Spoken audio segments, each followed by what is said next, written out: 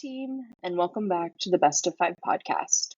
This week, we are honored to have Flagler College and Florida Gator setter Kennedy Muff on the show.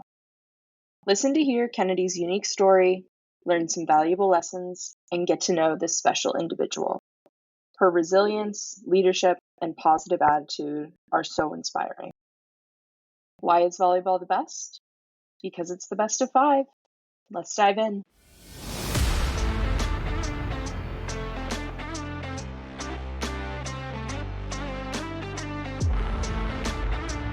I'm Claire. This is my brother Grant. We're the hosts of the podcast, Best of Five. We're very thankful to have you on today. So thanks for agreeing to be with us. Yeah, absolutely. Thanks for inviting me. I'm excited. Yeah, of course. Yeah, we're really passionate about getting to know the person behind the player and giving you guys the platforms that you work so hard for and that you deserve. So we have we call it the Best of Five because we think volleyball is the best. So when did you fall in love with volleyball, or when did you begin to think that volleyball is the best? So when I started to fall in love with volleyball, I started playing when I was 10, but I grew up around the game kind of my whole life. So my mom played college volleyball, and she's been a coach for several years at the club level and the high school level. And so she was kind of my inspiration. And then my brother also, he's a year older than me. He played volleyball too. So we've kind of just had it in the family. A lot of my cousins played Division I, and they're all amazing athletes, but our family reunions are basically just big volleyball tournaments. That's so fun. It's the dream. That is the dream. So much of our family's 5, 6. Yes. Yes, there wouldn't be much defense at the net. Yeah. I love that. No, yeah, we have a lot of tall players in our family, but a lot of setters, a lot of hitters, but we're all really competitive. But yeah, I started playing because my mom was very involved in the sport. I think she said that my brother was born because she coached high school when she was pregnant with the both of us. And so when my brother was born, I think he was born on a sectional final game night. And then I think I was born on a regional final of the next year. Oh my gosh! Wow. Yeah. Did she go to those games? I don't really know. Probably not. Yeah. So we've been born into the sport. We kind of, started it right off the bat. Yeah, that's awesome. We love that. It's awesome, especially because I don't know, the sport's different in every single sport or in every single state, but we don't know many people like that up here in Pennsylvania. Mm-mm. Yeah, I mean, Wisconsin and Illinois has a lot of very competitive volleyball, and it's really high level. So being from there is kind of a norm. But then also kind of being able to branch out into Florida and learning where everyone comes from and the different worlds of volleyball in their states. It's so interesting to see kind of how big yet how small the sport is too. Mm-hmm. Definitely. Yeah. That's what we run into a lot in Pittsburgh is, you think this volleyball community is so big because there's, a million girls playing it. But at the end of the day, it's a really small world and everybody knows everybody. Yeah. So yeah, no. It has opinions on everybody. Yes. 100%. It's a lot. Yeah. So you went to high school in Wisconsin, is that right? Yeah. So I went to school at Westosha Central High School. And I grew up in Kenosha, Wisconsin. Mm-hmm. Okay, cool. Yeah. And then did you play club around Chicago? So I played club at Sky High Volleyball Club. So that's because my mom coached there and she's been a director there. And so I started playing there since I was 10 years old. And then it was a lot of driving coming, from Wisconsin to Illinois every night. Yeah. But phenomenal club and an awesome time. Met a lot of people that I keep in touch with and coaches that I've kept in touch with. So yeah, definitely props to Sky High. Yeah, I like the name Sky High because it's the movie. Oh my god. Yes. Yes. Yeah. But I saw, on your like bio or whatever that your team was like a 4-time national qualifier. So a part of success and a part of a winning environment from a young age. For sure. Yeah, no, it was pretty cutthroat, not gonna lie. We had there's a lot of phenomenal players in Illinois, and so it was cutthroat. I mean, even when you made the top team, because I didn't make a top team until I was 14 years old. I was always on like the twos team. And then when I was 14, I got on my first ones team. And even when you make it on the top team, you always are worried that, your position's going to be threatened by someone else at a different team. Like, they're like, okay, if you're not cutting it, we're going to pull someone up. So it was a very competitive environment, but definitely prepared me for college and high school for sure. Yeah, definitely. What do you think, like, obviously that helped you because college and even high school can be very competitive. But what do you think, like, the biggest lesson that you learned, starting out being competitive so young? Yeah, honestly, I think it taught me to kind of like know my worth and start to like kind of build a reality around like what my future was going to be in volleyball. Because when I was young, I actually was a competitive Irish dancer while I was also a club volleyball player. Very Yeah, cool. so I was a dancer for the Trinity Irish Dancers of Chicago. And so I would go from club practice to downtown Chicago to then do Irish dance practice and then back home to Wisconsin. Oh Wow. my god, that is So it was a really cool opportunity to be able to do that and be good at both, but definitely very opposite sports. So I needed to pick one. By the time I was in by the time I got to high school, my parents were like, all right, like, you got to pick one. This is a lot. Yeah. And so I loved the team aspect of volleyball. That's kind of why I chose it. Like, I was weirdly good at Irish dance for some reason. And so I loved the performance aspect of it, but I really wanted to be a part of a team sport, and I loved like being able to like compete with a team and not just as an individual. And that's kind of how Irish dance was. It was more about like your individual, rankings and accomplishments, and I wanted to be a part of a team. So I think that like that decision, and then that kind of like boosted my competitive drive because, being able to have the Irish dance on the side where I was kind of just competing against myself, and then, having volleyball where I'm competing with the team, like, I just kind of grew to love being a part of a strong group of women. And yeah. That's awesome. I love that. And like throughout your career, it's been obvious that you're a very team-centered player and put a lot of value in your teammates. But before we move on to that, I want to ask about like what skills or what things did you learn from Irish dancing that translated into volleyball? Just because I think that's a really fun route. That's such a cool question. Yeah. So I would say definitely like the agility and like footwork.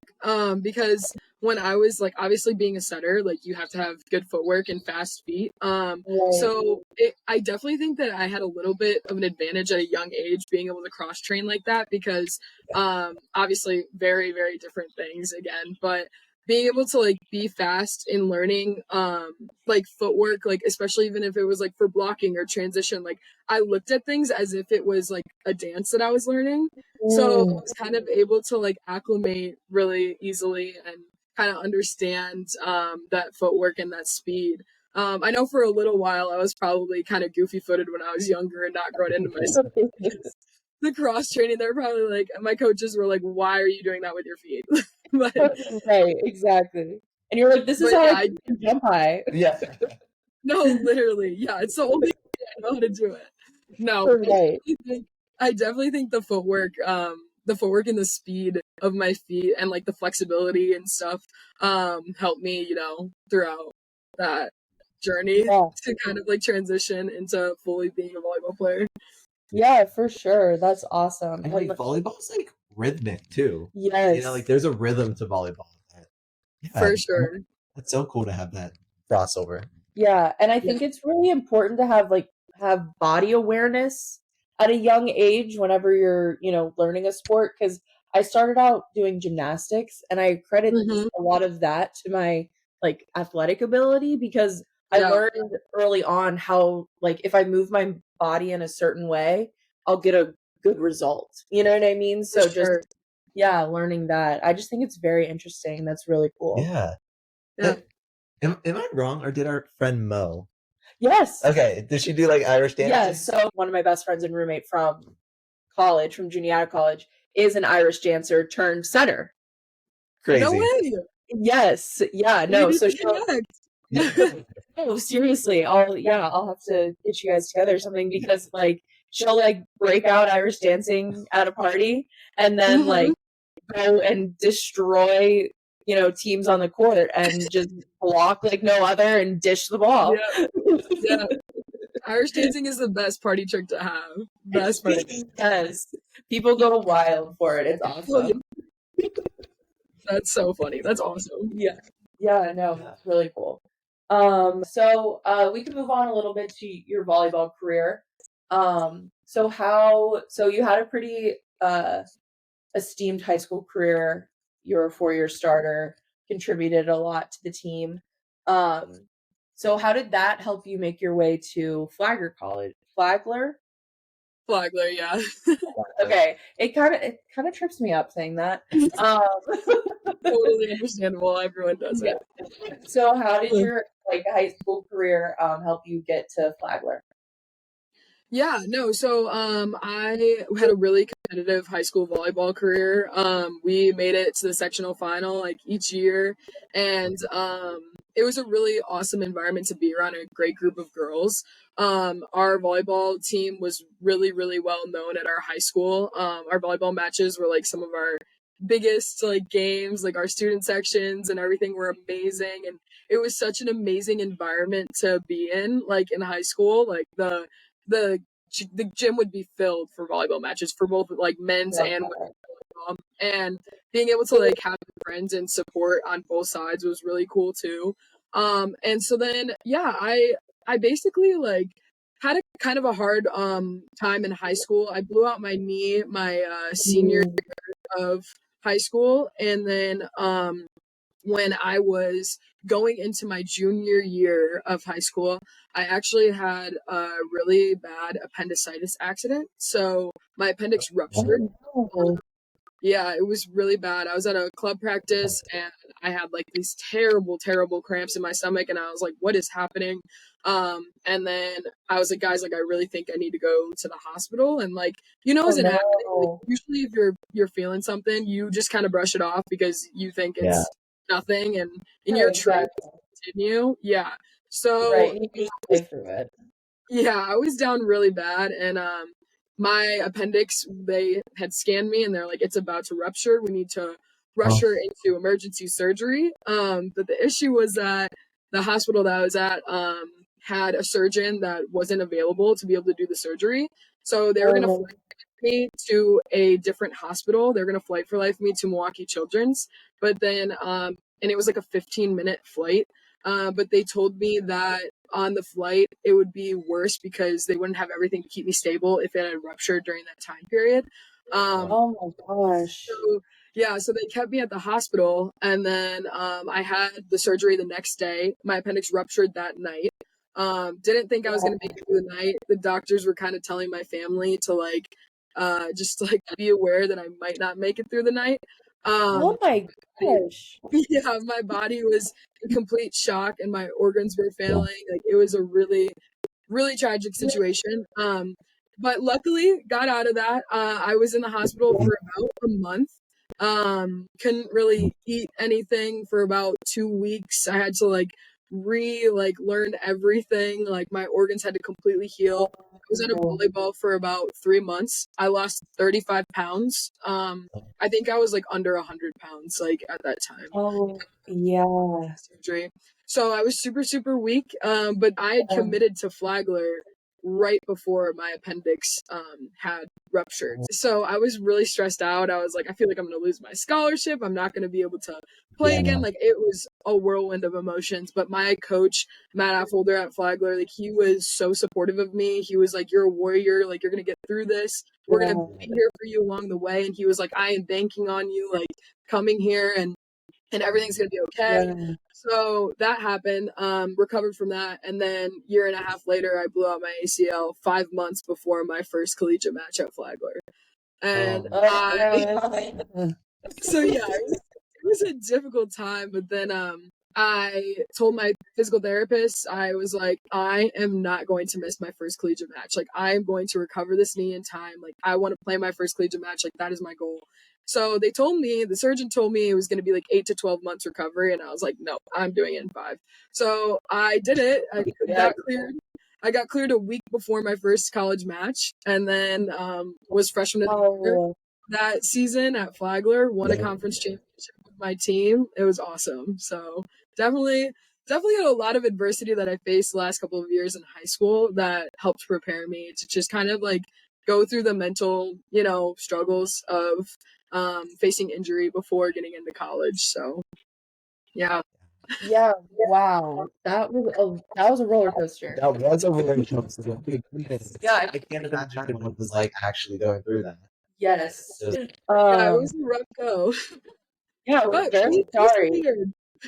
Yes, no, exactly. And that's what it's all about, is just when you're, dealt a bad hand, is how do you bounce back from that? Yeah. And like when your organs are failing, the last thing you need to be worrying about is like volleyball and playing and going to college. Like that's like really bad timing. That's very No, it was bad, but honestly, like the support I had from my family and friends was absolutely amazing, and it was cool because that year my team went to AAUs, and obviously I couldn't compete because I wasn't allowed to yet. But I got to go, and like my doctors told me I could fly just to go surprise them and watch them play. It was a cool experience to be there, something I'll never forget, and kind of been able to have the support from those people on that team throughout the rest of my career. So even though it was a really hard situation to go through, I, am thankful in a way because it's built relationships for me, down the road that have prepared me and helped me, throughout my college career. For sure. That's awesome. And you've definitely you get lemons, make lemonade, that sort of thing. And you've definitely worked for that. So you had success at Flagler. Had a great career there, 4 years there. And then you have your 5th year. So can you tell us the story of how you ended up at Florida for your 5th year? Yeah. So, really crazy story actually, but it was an awesome one. So, it's a full circle moment because when I went on my visit to Flagler College when I was in high school, I actually was on my visit, and in the gym was the University of Florida volleyball players and marywise at Flagler College because they do a retreat with their girls. And every so often come to St. Augustine because Mary loves St. Augustine. And so when I got there, I thought that was the Flagler volleyball girls in the gym. And I looked at my mom and I was like, Mom, I'm never going to play here. Like, these girls are so good. And then I was like, wait, there's Mary Wise in the corner, and then realized that it was the Florida Gators. So that was a really cool thing. So fast forward, obviously went through COVID and everything. And then my junior year spring, my coach, Matt Affolder at Flagler, decided to leave, needed to, kind of make that decision for himself. And he was an amazing coach for the 3 years that I had him.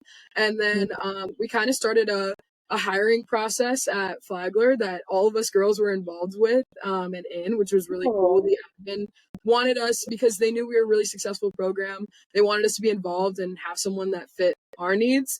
And so Skylar came in, Skylar Lopez, and he was the volunteer assistant coach at Florida prior. And so he came in and we hired him. He was awesome. So I got to have him as my coach for my senior year. And then, so when he came in that May, I believe was when we got him hired in Flagler, I had stayed for the summer and was training at Flagler. And then he had said, hey, there's like the Florida volleyball camps that are coming up this summer. Like, if you want to make some money and work them, they're looking for coaches. And so I was like, okay, yeah, totally. So this is before my senior year, the summer before my senior year. And I go with one of my teammates, Jordan Berglund at Flagler, and we stay and we work camp. Well, at the time, the girls for the Gators, we actually do like basically like open gyms and we play in front of the campers and stuff. And so at the time, Alexis Stuckey was actually injured with a meniscus injury. And so they needed a setter to set the other side for when they played 6-on-6 in front of the girls. And so I was one of I think I was one of the only college setters like in the gym. And so they were like, Kennedy, would you mind like filling in and like playing for when we do open gym? And I was like, sure, of course. Obviously, I was like freaking out, so excited. Like I was like, this is gonna be such a cool opportunity. And I have my Flagler College t-shirt on and I'm playing with the Gators, and it was such a cool thing to be able to like kind of get to know the girls. So I played with them and it was super fun. And then kind of, you know, continued my career, finished my last season at Flagler. And at the time and at Flagler, they don't have any master's programs that I was like looking into. I was a marketing major, and so I wanted to go get an MBA or start my master's in business or try to find something else. I was gonna have to kind of just like double major or minor, add another minor at Flagler, and so I wanted to kind of go pursue my education. I worked really hard in school, so I was like, this is something like my heart will always be in St. Augustine and at Flagler. Like I love that place, and it was so hard talking to Skylar. Like we went back and forth for like weeks, and he's like, you need to do what's best for you. Like, and I'd planned on taking my 5th year there, but so I knew I needed to get in the portal just to kind of see what options I could have moving forward for education and volleyball.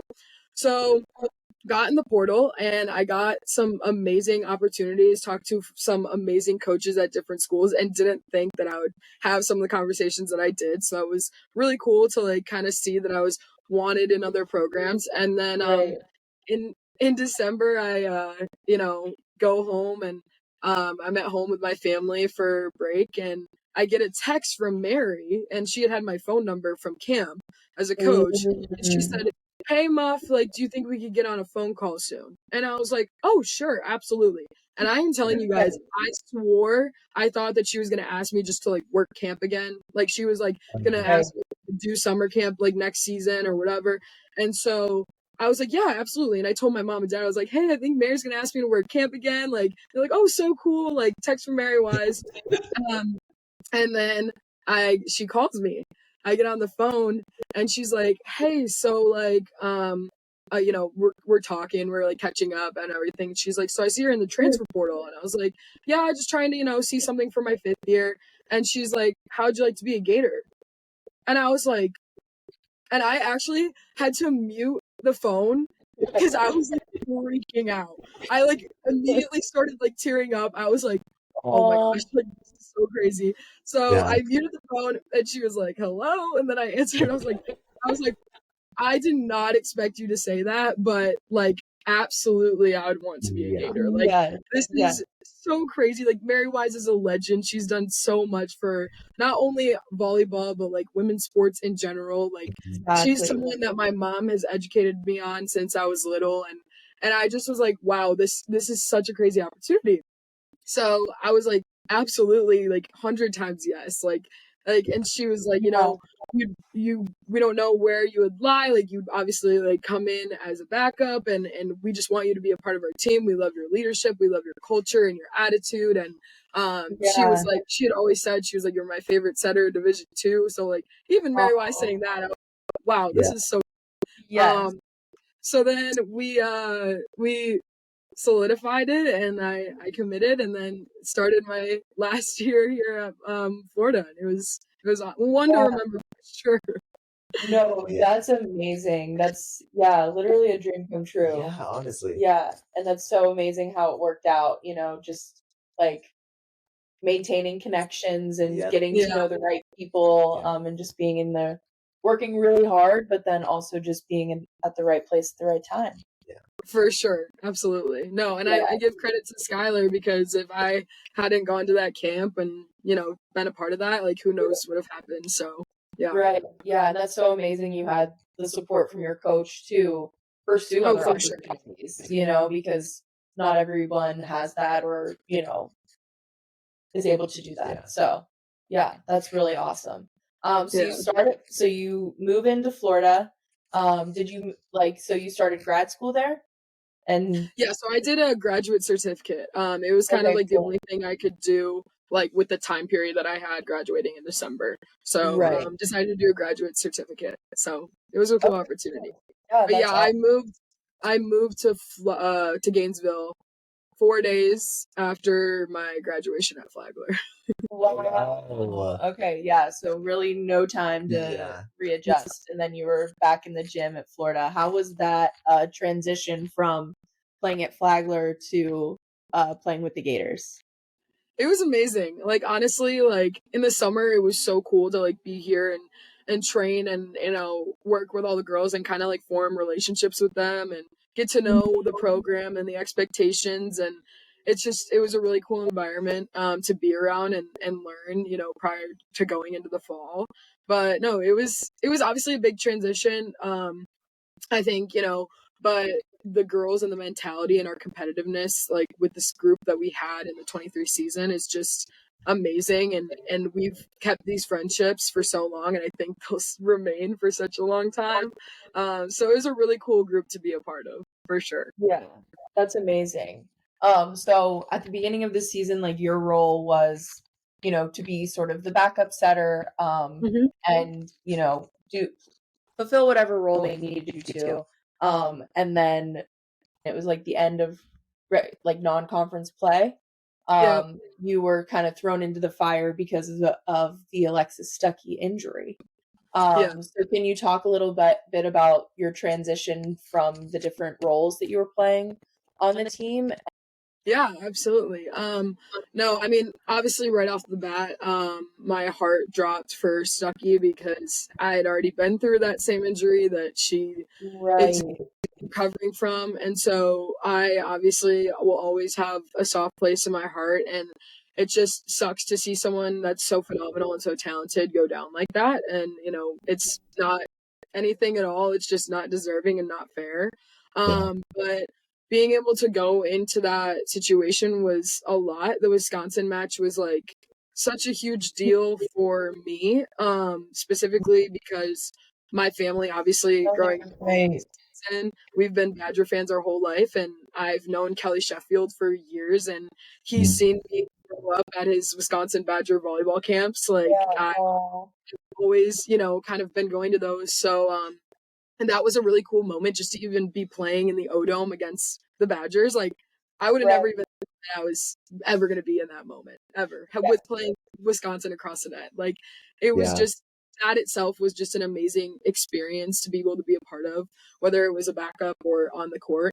And my whole family like dedicated their time, and they all flew, like my brother, my mom, my dad, my aunt, and my little cousin, because obviously that game was just such a big deal and they weren't going to miss it.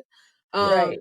So it was a crazy experience. Obviously the O-Dome being sold out, we had a huge crowd. It was so cool to see that. Yeah, because it was like a record-breaking crowd, wasn't it? Yeah, it was the most that the O-Dome has ever had. It's crazy. Yeah, so definitely a lot, but honestly in that transition, because I had worked like, obviously as a B-side setter, I'd worked hard. I did the training in the gym, and I kind of trusted like my instincts. And I think being a fifth year, like I knew what it took to just go out and play as hard as I could. I've obviously been a starter on a team at Flagler, and so I felt like I could go in with, obviously not the utmost confidence, but enough to help me. And my teammates instilled confidence into me that whole match. Like, obviously, everyone was devastated with the injury, but then the way that the girls had my back the whole match and supported me through it is something that like I just will never forget. And it was so cool to be a part of, and to think that we were only 2 points away from beating, that it was a lot. But my biggest thing being like the support I had from my family and the people that were there for me. My Flagler coaches were at that match, and I mean old teammates of mine. There were so many people supporting me in that moment, and I I think that when I was on the court, I was like, okay, this is a crazy situation, but right now, like, we're here to win. We're here to work hard. I know the game plan. I know the scouting. I know that if, like, I wasn't good enough to be in this moment, I wouldn't be here. And so I tried to kind of, like, just tell myself that and have my teammates help instill that in me. Obviously, it was very stressful, and I, was definitely nervous. But it was something that I kind of needed to get over right away because our end goal in that match was to try to beat them. And that's what every match was before that and after that. And so that's kind of how that went about. But it was a really touching moment for my family. My mom had been going through breast cancer treatments. She had been diagnosed in February. And so then she had not really been able to come to a lot of games really at all. So that was the first time she had watched me even in a Florida jersey in the O-Dome. So it was just a crazy thing, the fact that she was live for that moment, being able to watch me play. And so it was just really cool. And afterwards being able to sit with my family and just be like, okay, like whatever happens from here on out, like we have your back and we're here for you. And the amount of calls and everything that I had from people on my phone that night, it was so supportive and amazing. And so I knew that even though it was going to be a hard transition, I had support and I had people to help me through it. Yeah, that's amazing. And you had trust in yourself. And because, you have put in the work. So that's, at the end of the day, that's really all you got to do is just, when your number's called, is go out and trust yourself and trust your training. But For sure. looks like you have a lot of support, and I mean, and your trust of your teammates, for the rest of the season, you guys just really went out, trusted each other, and tried to grind out for every single win. Yeah. No, 100%. I mean, that's all you can do. No, exactly. Yeah, and it goes to show like what kind of teammate you are, because like you get what you give, and if you're a good supportive teammate, you're gonna receive that back. And it like that's such a big part of being a great setter, is being a good teammate, like supporting your teammates, talking to them, and all that. And I just think that goes to show like, oh, you're there for a reason. Yeah. Exactly. That's really cool. So do you want to, we can circle back to now you're at the end of your collegiate career. So do you want to talk about the end of your career and then your plans for the future? Yeah, so it was a really obviously amazing opportunity and a phenomenal journey, and something that I will never regret. It was really cool to be a part of just a team of girls that are so genuine and caring. Like, our friendship is something that was unmatched, and it was something that the coaches like didn't even need to talk about or instill in us. Like, obviously culture is something that every team needs to talk about, but it was like we came together, and obviously we faced a lot of more injuries following the rest of the season, and it was a tough one, right? It was like we get through 1 week, and so it was hard for us, but I think that it brought us all really close. And I mean, I don't think there's one girl on that team that won't be like at my wedding one day. Like, these girls are just so amazing, and they taught me what genuine female friendship looks like, and for that I will forever be grateful that Mary called me that day. And I think it just kind of goes to show, like, everyone's even said, like, on social media and stuff, and even Mary has an article that says, like, watch how they celebrate. Like, our celebrations, the way we cheer each other on, the way we support each other, like, we had no choice but to be there for each other. And I think that that's the biggest thing to take out of the 23 season. And it's not about the injuries or the people that had to step up into certain roles, or even me having to take on that role. It's about the fact that our team showed our adversity and our commitment to one another, and we didn't stop throughout the rest of the season. Not until the last point, until the last ball dropped with Georgia Tech. And I think that that's the biggest takeaway that I'll have, is that our team this year was more than the sport of volleyball and our skill. It was showing light to other people that may have not had that opportunity right away, but to show that, like, from the first and top person on the team to the last person on the bench, we are a team, and we're always going to do it together. And I think like that is what has like motivated me, and kind of what's made me really happy to be able to stay in touch with these girls and continue to form genuine relationships and everything outside of the sport and outside of training. So it's been a lot, but a lot of us have been in PT, trying to recover. And I cannot wait to see the comeback of these girls. Like next year, it's so amazing to see. And I just pray and I hope that, they continue to thrive, and I'll always be supporting them. Yeah, I faced that injury at the end of, December, and had surgery right after season ended. And I'm still in recovery for that. So I'm going to continue to do that and try to get back to playing as fast as I can. But I actually had this amazing opportunity. So I had an NIL deal that I started at Flagler with a company in Jacksonville, Florida, and it's called podiumx. And it's basically, the best way to describe it is a LinkedIn for specifically student athletes. So what they do is the transition of the student athlete into their professional careers. So whatever they want to go into, just because we know how hard it is as a student athlete to kind of find your identity and find who you are without your sport. And so I had this NIL deal for about 2 years, and they stayed with me. I was a brand ambassador for them. Even when I came to Florida, I kept in touch with them. And then we had a lunch during season, and they had kind of said to me, we're looking to hire you. Like, if you want to stay a part of us and stay a part of this team and you want to be involved, like, we would love to have you a part of our team.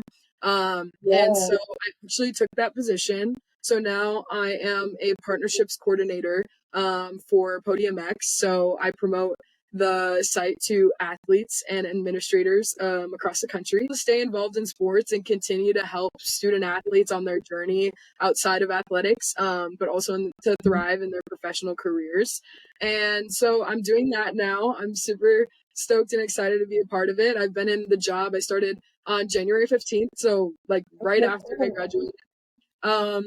But it's been an awesome journey so far, and I can't wait for the future and to kind of see where it goes. But I will be moving back to St. Augustine because it's about, a 30-minute drive from my work office. And I love it so much. I fell in love with it when I was a Flagler, and I can't get away from it. So my plan is to move back there once I'm finished up with PT here in Gainesville, and then continue to help student athletes and hopefully get back on the court soon.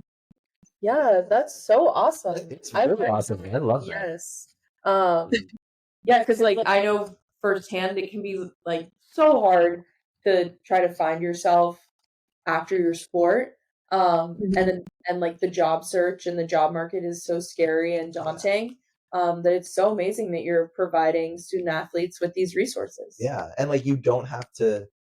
It doesn't have to be two separate things. You can, you found a way to combine the two things that you love, and like, you're working and still staying in the volleyball scene and athletic scene. For sure. Yeah. No, definitely something I'm passionate about. I love it, and I can't wait to see where it takes off. Yeah, that's awesome. Your story is so cool. Yeah. I mean, there's just amazing. Yeah, and there's just a lot of twists and turns and like ups and downs. Yeah, and you for sure some ups and downs.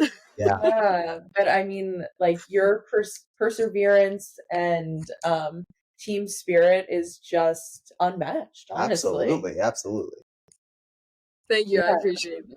Yeah, of course. Do you have anything else to add that you'd like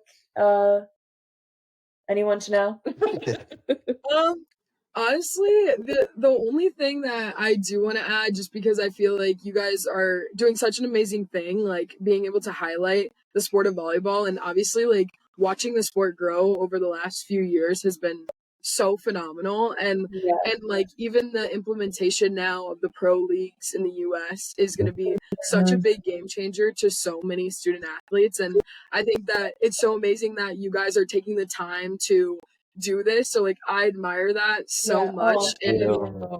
Yeah, absolutely. And I mean, I'm so thankful to be able to be a part of this and like be on this pod today. And I think the one thing that I will add is something that helped me so much, and I think this is a perfect opportunity to be able to voice it, is During, season, it was really hard stepping into that role and sometimes finding confidence in who I was, knowing that a lot of people were going to probably doubt, my abilities coming from a different division, never playing Power 5 Division 1 volleyball. And I think that one of the things that kept me going throughout the entire time of season that impacted me so much was the little girls at the games that supported me and bought my merch. And I mean, the amount of stories that I could go on and on about these little girls and their support, and Mary, she does such a good job of making sure that we stay connected with the girls, giving them time after matches to, whether it's sign autographs, give them high fives, like talk to them, like, and I admire that so much because I truly think that that's how we'll continue to grow the game, is stay involved with the youth athletes and get the college athletes connected to them. And just one story that I have is, there's this girl that was a ball girl for us, and she was amazing. And I don't want to say her name just because I don't know if she wants it out there, but she knows who she is. And basically at the beginning of the year, she crocheted these scrunchies for us to wear in our hair. She made one for every girl on the team, like handmade them. And so before I was even, starting and playing, I wore that scrunchie every single game. And I made it my game day hair scrunchie. So that way, like, every single time that there was a photo of me posted during a game, I had the scrunchie in my hair. And so I thought that was just, like, so cute and amazing because when I was little, the person I looked up to was Lauren Carlini at Wisconsin Badgers. And I would have died if she, like, took something that I her or, had appreciated that. And so I was like, this is just such a good opportunity for me to be able to stay connected. And another thing, so she continued to kind of be one of my fans throughout the year. And during the Arkansas game at home, it was like our last game, and it was actually like I think it was one of our Dig Pink games. So my mom actually made it to that match at the O-Dome, and this little girl, during the month of October, I wore a ribbon in my hair for my mom, and it was pink, and it just was like a regular ribbon, and I had written mom on the bottom of the ribbon. And so I stopped wearing the scrunchie so I could, support my mom and her breast cancer journey that she was fighting at the time. And so my mom was actually up at the top of the O-Dome, and she was in one of the upper sections, and she was watching me sign autographs after the game. And this little girl comes up to me, the same one that made the scrunchies for all of us. She's in my merch. So immediately I start, like, because at Flagler, opportunity, and it was just, like, so amazing to, like, have a little girl, like, buy my merch and wear 14. And so I started doing up. And then she goes, I have something for you. And I was like, oh, like, what do you have? And she pulls out, I'm going to literally start crying right now. She pulls out this scrunchie, and it was pink, and she literally crocheted mom into the scrunchie. And so she gave it to me to wear for, like, the rest of the season and for the rest of the year. And my mom was watching from up above. She saw the whole thing happen. And, like, a bunch of my cousins and my family were there too, and everyone was crying. But I just think that it's such an amazing story to kind of show, like, how much these little girls support and give. And I feel like it's sometimes kind of hard to be able to connect with them or say, like, how much they actually impact us, because they impacted me so much. And I had another little girl that was a super fan of mine at Flagler, and she continued to come to every Gator game she could and support me even when I was at Florida. And so it's just, I really want those little girls to know how much they mean to us and how much it meant to me, especially during this season, and how much that support meant, because I don't think it's voiced enough, and it does matter. So for the little girls that, like, are doing those things, like, keep doing it and keep helping, because it makes such an impact when we obviously have a lot of stress and a lot going on and pressure with school and volleyball and training. And sometimes just seeing that or having the smallest gesture means the world. So that's just the last thing I wanted to say, because it's just such a cool story and a big part of why I was able to get through this season. Yeah, for sure. And it just goes to show, like, how the little things matter, you know, like showing up for people, showing support. And you're right, like that's how we're gonna grow the game, and that's how this game's gonna continue to get better and better, is because of people like you inspiring the next generation. And you guys, don't forget you guys. Thank you. Yes, thank you so much. Yeah. That was genuinely like the sweetest thing ever. I had goosebumps. I know. Yeah, I want to give No. a hug. No, I'm telling you, it was like the most touching thing, and I have that scrunchie, and I will keep it forever. Like I have it framed, and I think just having little things like that almost don't seem like they're big, they are a really big deal to us. Right. And I think that that it just helps so much, and I hope that we can continue to kind of, you know, shed light on the people that support us and help us, and the fans and people buying merch and doing all of that. Like I never thought I would be involved in something this big, and have people buying my jersey number and my name on the back of things. It's just such an amazing thing to be a part of, that I know a lot of collegiate athletes throughout different divisions don't always get that. And so I just hope that we can continue to also kind of expand that to other divisions, because every college athlete is training hard and doing the same thing, no matter whether it's Power 5 Division 1 or an NAIA school. You know, it's just it is. So I hope that you know can continue to shed light on people to just always support. Yeah, definitely. That's so important. It is. Yeah, and it's just gonna hopefully just keep on growing and keep getting better and better. For sure. Yeah, but this has been a really great conversation. We thank you so much for coming on. Your story is so cool. You're so well spoken, and you know, just really get the game of volleyball, and are such a great overall person. Yeah, inspiration. Yes, for real. definitely. Thank you guys.